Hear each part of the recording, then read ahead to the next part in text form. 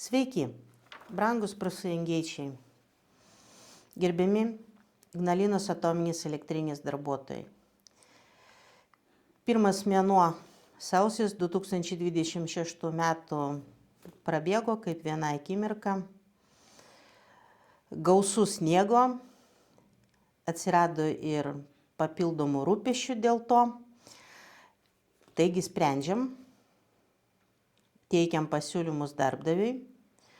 Pirmas, žinoma, aktualus klausimus tai yra autobusai. Autobusai, kurie yra perpildyti, kurių trūksta, pas rangovą tiesiog jie baigėsi, dužta stiklai dėl kelio būklės. Tai pirmas pasiūlymas buvo, kuris jau įgyvendinamas, tai dėl papildomo reiso pirkimo. Tai ir nuo kitos savaitės mūsų žiniomis startuoja papildomas reisas, kad darbuotojams būtų visgi saugiau važiuoti iki darbo ir už darbo.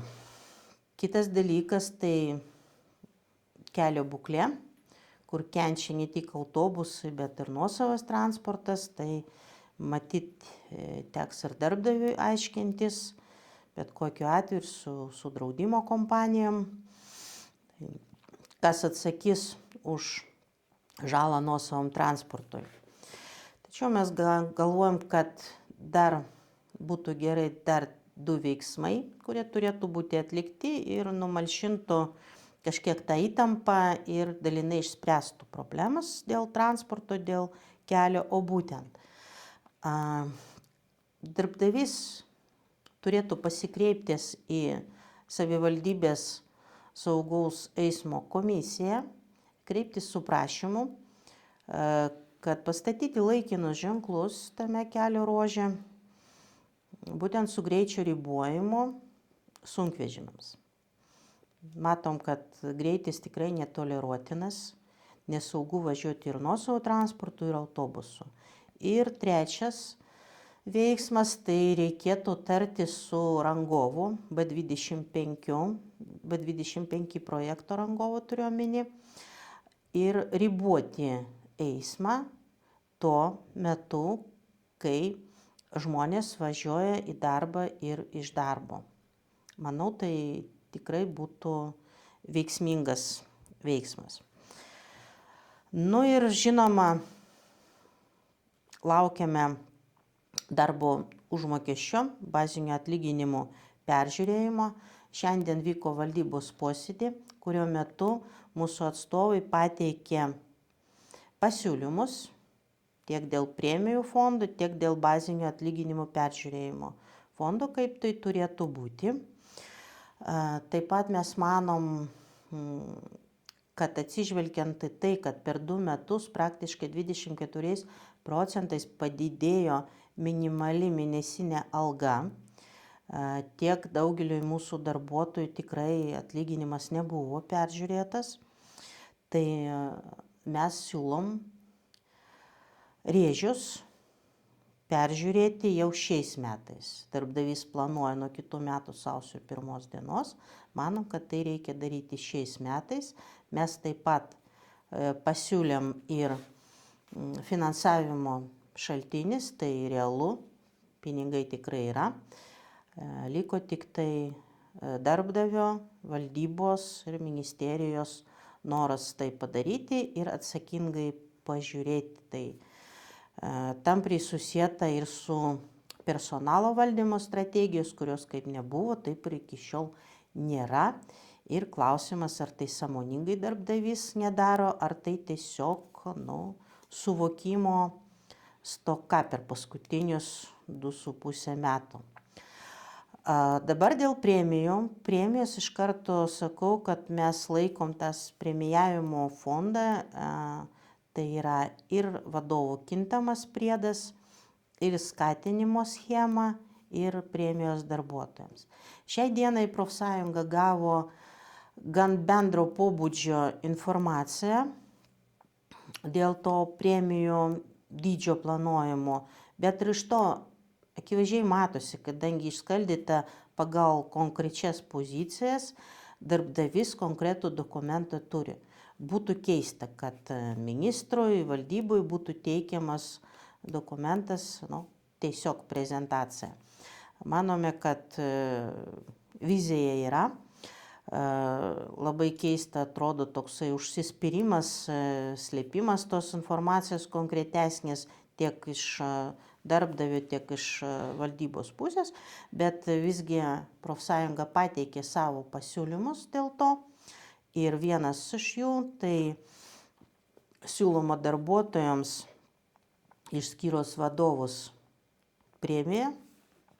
Tiesiog manoma pats teisingiausias ir paprasčiausias būdas tai skirsti po lygiai visiems. Taip pat mūsų pasiūlymas mes laikome, kalbant ir apie rėžių peržiūrėjimą ir tokio paskirstimą premijų, padės išvengti klaidos mūsų manymu, kuri buvo padaryta praeitais metais, kuomet iš esmės vadovaujantis vadovai įmonės gavo dvigubą peržiūrėjimą darbo užmokesčio. Žiūrėkit patys, 10% peržiūrėjimo bazinės algos paprasto darbuotojo specialisto, tai sudaro apytiksliai nuo 100 iki maksimum 200 eurų.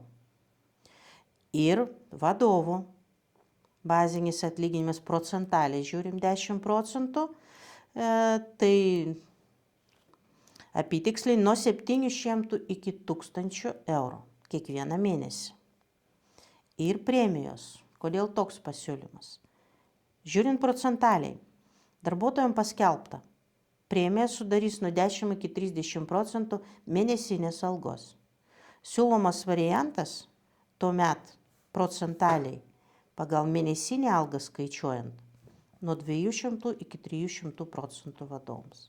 Skaičiuojant metinį, tai tuomet mes gaunam 3% paprastiems darbuotojams ir 30% vadovams. Manome, kad tai yra nepriimtina, žinoma, kalbant ne apie ekstramilės ir dividendus ir pelną, kurių neturi mūsų įmonė, bet apie finansų priedermę. Tai yra viešieji finansai ir valstybės įmonė, strateginiai tikslai. Ir pereinam prie rodiklių. Norėtųsi šiek tiek nuoseklesnės pozicijos iš įmonės ir valdybos. Sausio 21 dieną mes gavom iš valdybos rodiklių planą, kurie teikiami energetikos ministrui tvirtinti. Sausio 26 dieną mes gavom valdybos raštą, laišką, kuriam teigiama, kad rodiklių, tai yra pasiūlymų teikimas, derinimas su profsąjunga, tai čia nėra profsąjungos tarsi kaip reikalas.